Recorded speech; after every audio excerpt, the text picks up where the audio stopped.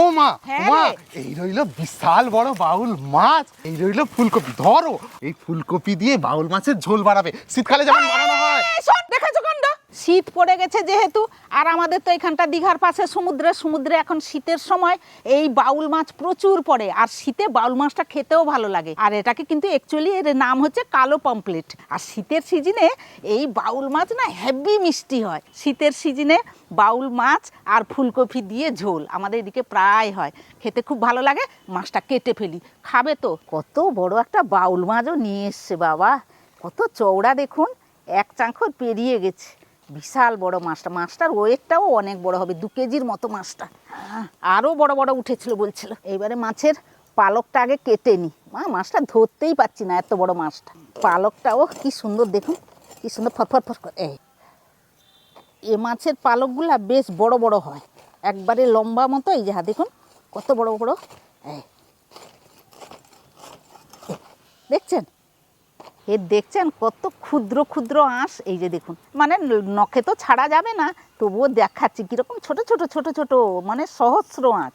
বাউল মাছ জন্মের মতো ভারী, আর ওয়েটটা আছে না, এই মাছটা 2 কেজি ওজনের মাছ, ভারী। একে একটু যদি মাছে আঁশ থেকে যাবে, বাড়িতে সবাই কুঁ কুঁ করবে যে মাছে আঁশ থেকে গেছে। সেই জন্য একটু ভালো করে ছাড়িয়ে নিতে হবে। আর যেহেতু এটা প্রচুর আঁশ, ছোট ছোট ছোট ছোট আঁশ, যেমন কই মাছে থাকে, কই মাছে তবু আঁশটা একটু বড় হয়, আর এটা অত্যাধিক ছোট ছোট ক্ষুদ্র একবারে। এই বাউল মাছটা আমি একটু আলাদা ধরনের কাটি। আগে ল্যাসটা একটু কেটে নিচ্ছি। এই যে ল্যাসটা কেটে নিলাম, তারপরে এই রকম ধরনের মাছটা কেটে আনব। এই রকম করে কেটে নিব, লম্বা লম্বি ধরনের। এবারে তো দেখলেন লম্বা মতো মাছটা কেটে নিলাম। তারপরে কি করব, এরকম পিস পিস কেটে নিয়ে আমি চলে যাব। দিলে আমার সুবিধা হবে কাটা, আপনারাও কাটলে এইরকমই কাটবেন, খুব সুবিধা হবে। এই যে এইরকম করে পিসগুলো কেটে নেব। এমন পিসগুলো কাটবো, নয় মোটা নয় পাতলা। এই যে দেখুন, মাঝারি ধরনের পিসগুলো কেটে নিচ্ছি। এই হাফ মুড়োটাকে বাদ দিয়ে দিই, এই মুড়োটাকে বাদ দিয়ে দিলাম, দিয়ে আবারও সেই রকম পিস কেটে নিলাম। এই যে দেখুন,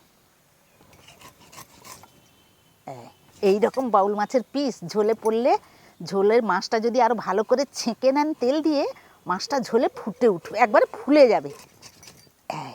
দেখছেন, ফুলে গেলে মাছগুলো খেতেও ঝোলে যা লাগবে, খুব ভালো লাগবে। আর এইগুলো খেতে আরও ভালো লাগে।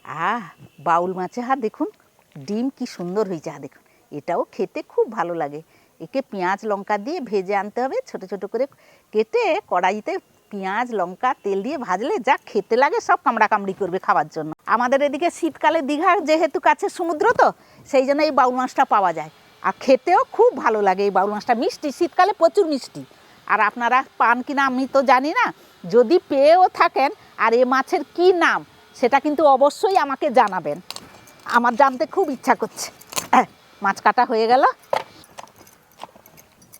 যাই মাছটা ধুয়ে এবারে যাই রান্নার কাজে। ফুলকপিটা কেটে রান্নার গুছিয়ে রান্না বসাবো। মাছটাও ধুয়ে নিয়ে চলে এসেছি, আর বাবুজি আমাকে হাতে একটা ফুলকপি ধরে দিয়ে গেল, সেটাকেও কেটে নিচ্ছি। এখানটা রাখলাম, কাটছি। ফুলকপিটাকে এখানটা রাখলাম, দিয়ে ছুরির সাহায্যে কেটে নেব। এই ফুলকপিগুলো একটু সাইজের একটু বড় বড় রাখবো, কারণ এগুলা একটু ঝোল করব তো। এই রকম করে তার ডানাগুলো একটু কেটে নিচ্ছি। তারপরে এই যে দেখুন, এইরকম করে কেটে নেব, কারণ ঝোল হবে। অন্য কিছু তরকারি হলে একটু ছোট ছোট পিস করতাম, এটা ঝোল করব মাছ দিয়ে, একটু বড় বড় পিস হলে ভালো হয়। সদ্য নতুন ফুলকপি, খেতেও খুব সুন্দর লাগবে। একটা যে কাণ্ডগুলো আছে সেই কাণ্ড ধরেই কেটে নিচ্ছি। তো নিচেও একটু ছোট বড় আছে ফুলের, সেটাকে সাইজ করে নেব। কাটা হয়ে গেছে, এটাকে আর দেবো না। যেগুলো খুব বড় মনে হচ্ছে সেইটাকে একটু দুভাগ করে নেব, কারণ নেহাতি এটা একটু বড় হয়ে যাচ্ছে। কারণ এগুলো তো একটু সাইজে এইরকম করে নিয়ে নেব, কারণ এগুলো তো সেই ধরনের সাইজের আছে, তো সেই জন্য এইগুলো যে বড় আছে এগুলোকে একটু দুভাগ করে নেব, যাতে সব ফুলকপিগুলো সমান ঝোলে পড়ে। যাই, ফুলকপিগুলো তো কেটে নিলাম, এটাকে ধুয়ে নিয়ে আসি। তারপরে এগুলো কি করব ভাবছেন, ফেলে দিব না, এখন নরম আছে, ফেলবো না। এখন এগুলোকে কি করব, ঘরে বাড়িতে রেখে দিই, পরে বাটা করে খাবো। বাটাও খুব সুন্দর হয়, রেখে দিব। আসছি, ফুলকপিটা ধুয়ে নিয়ে চলে এসেছি, তার সঙ্গে আলুটাও যে ঝোলে দেবো সেটাও ডুমডুমু করে কেটে ভালো করে ধুয়ে নিয়ে চলে এসেছি। কড়াই নিয়ে চলে এসেছি, কড়াইটা গ্যাসে বসিয়ে দিলাম। মাছটা আগে নুন হলুদটা মাখিয়ে নিই। নুন, হলুদ, অল্প করেও একটু সরষার তেল আমি দিয়ে দিচ্ছি। সব কিছু ভালোভাবে মাছে মাখিয়ে নিলাম। আর বাউল মাছে একটু সর্ষের তেল দিয়ে মাখালাম কেন বলুন তো? বাউল মাছের চামড়াটা খুব মোটা, আর যখন গরম তেলে দিব বাউল মাছটা ফ্রাস করে উঠবে সেই চামড়াগুলো। সেই জন্য একটু কাঁচা সর্ষের তেল মাখিয়ে দিলে মাছে ফাটার চান্সটা খুব কম থাকে। এবারে গ্যাসটাকে জ্বালিয়ে দেব। আঁচটা জ্বালিয়ে নিলাম। কড়াই গরম হয়ে গেছে, সর্ষের তেল দিয়ে দিলাম। তেল গরম হয়ে গেছে, এবারে মাছগুলো দিয়ে দেব। এবারে মাছগুলোকে এক পিঠ উল্টিয়ে দিই। শিলটাকেও ধুয়ে নিয়ে চলে এসছি। আদা রসুন দুটোকে একসঙ্গে বেটে নিলাম। এদিকে মাছটাও লাল লাল করে ভাজা হয়ে গেছে, মাছটা তুলে নিই, তারপরে গিয়ে বাটব। এই যে দেখুন লাল লাল করে ভেজে নিয়েছি। আর বাদ বাকি মাছগুলো দিয়ে দিচ্ছি। কয়েকটা পেঁয়াজও বেটে নেব।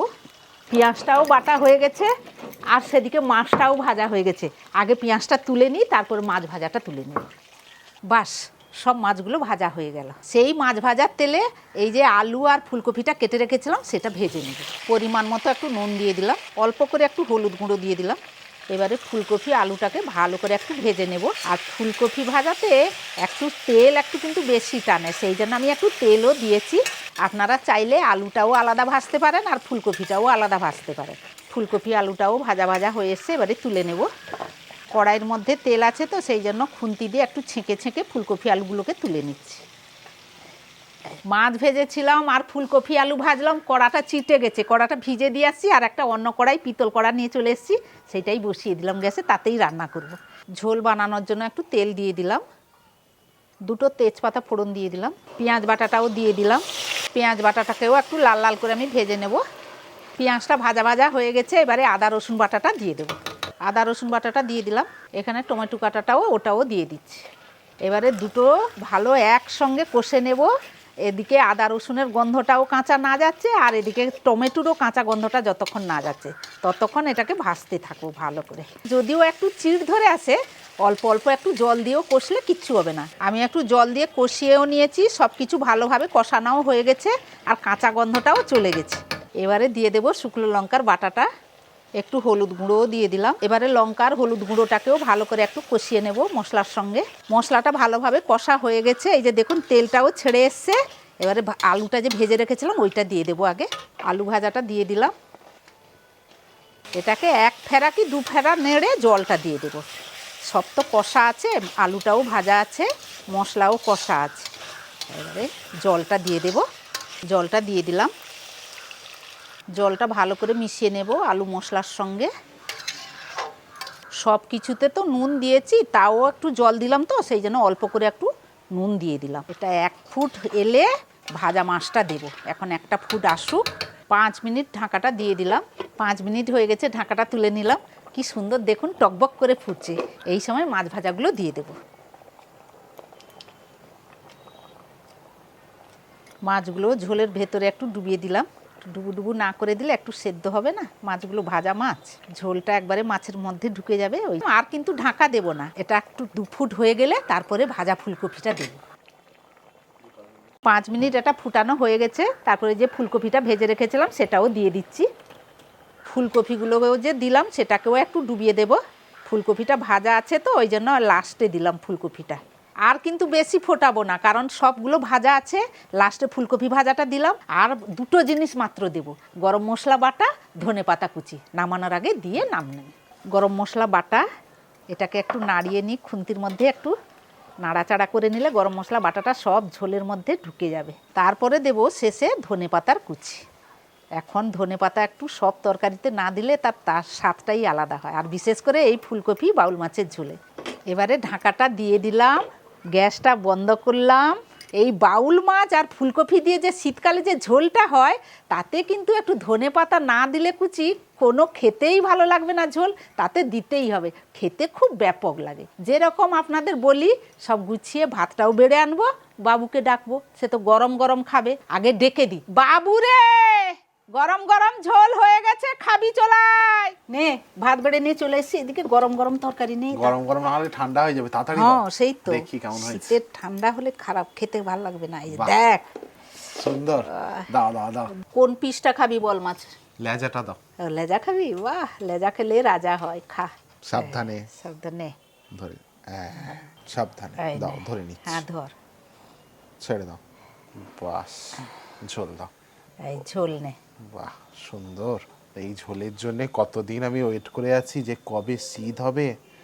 ও, সুন্দর একটা লেজা, তার সাথে একটা গুটমা করে একটা ফুলকপি আর একটা আলু। প্রথমে আমি আলুটা দেখবো সেদ্ধ হয়েছে কিনা। প্রচণ্ড গরম, আর গরম না হলেও ভালো লাগে না। ওহ, সুন্দর সেদ্ধ হয়েছে। এবার ফুলকপিটা, ও ফুলকপির সাইজটাও দারুণ। মাছটাকে আমি প্রথমে একটু ভাঙি, প্রচণ্ড গরম। আর গরম গরম শীতকালে গরম গরম না খেলেও তার স্বাদটা ভালো ভালো লাগে লাগবে না। না, দেখবি যত জাস্ট গরম এই গরম স্কিনটা লাগবে। খেতেই তো যা লাগে না, অসম্ভব ভালো। ওফ, দারুণ। জাস্ট মাছটাকে এরকম ভাঙলাম, সাইড করলাম, মাছটার স্কিনটা একটু নিলাম, ভাতটা ভাঙলাম, আলু নিয়ে ভালোভাবে মাছের সাথে মাখলাম, সব কিছু মেখে গড়াশটা তুলে কপি নিয়ে মাগো কি রান্না হয়েছে গো মা। শীতে তো আমি যে বড় বড় বাউল মাছ সুমু, তরকারি কোনো বিকল্প হবে না। পৃথিবীর সবকিছু এক তরফ, আলু ফুলকপি ধনেপাতা দিয়ে বাউল মাছের ঝোল এক পাশে। আমার ভাই, মানে এই যে যিনি ক্যামেরা করছেন এখন, ও যে কবে থেকে বলছে ফুলকপি বাউল মাছের ঝোল কবে করবে কবে করবে কবে করবে। শীতটা একটু ভালো পড়ুক, দিলে এনে করে খাবো। আর তখন খুব বড় বড়, এই শীত পড়লেই বড় হ্যাঁ, বড় বাউল বড় বড় মাছটা, বাউল। বিশাল বড় বড় বাউল পাওয়া মাছটা যায়। পাওয়া যায়। এবারে মায়ের জন্য একটু ভাত, আলু আর মাছটা মাখিয়ে, এই নাও মা।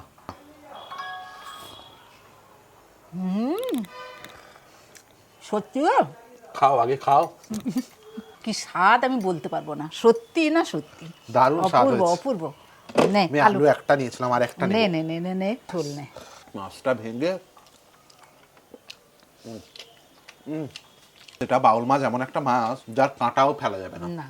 এত নরম কাঁটা, কাঁটাটাও খুব মানে সুস্বাদু লাগে স্বাদ খেতে। লাগে, মানে তার চেবাতেই স্বাদ লাগে। মানে আমি তো পারলে মার কাছ থেকেও কাঁটা, মাছটা খেয়ে না, একটু হ্যাঁ, কাঁটাটা দাও। সে চায় কাঁটাটা যখন চেবাই। বাউল মাছ আসে সে কাঁটাটা বেশি খেতে ভালোবাসে, যে মা কাঁটাগুলো দিবে তো খাবো। যারা খেয়েছেন তারাই বুঝবেন। আপনারা যদি খেয়ে থাকেন অবশ্যই ভালো কমেন্ট করে জানান। আর সবার যারা বাড়িতে খাননি তারা একবার পারলে খেয়ে খান একবার, সমুদ্র বাউল বলে। আর যারা খেয়েছেন তারাও একবার কমেন্টে বলুন যে মাছের স্বাদটা শুধু কেমন। হ্যাঁ। আর যদি না পাওয়া যায়, দীঘায় এসে একবার কিনে একবার বাড়িতে নিয়ে যান, দিয়ে বানিয়ে খান, সত্যি ভালো লাগবে, বিশ্বাস করুন, সত্যি ভালো লাগবে। এবার খাবো, আমরা সবাই খাবো। আজকের জন্য এইটুকু।